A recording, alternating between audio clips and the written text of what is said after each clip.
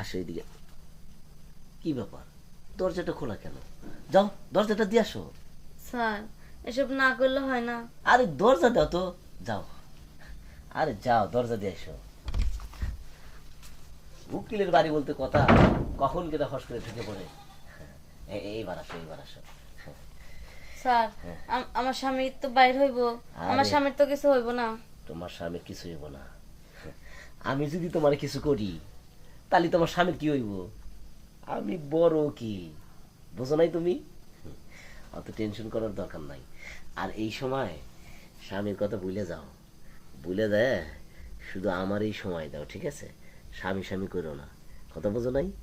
এদিকে আসো, এদিকে আসো, এদিকে আসো।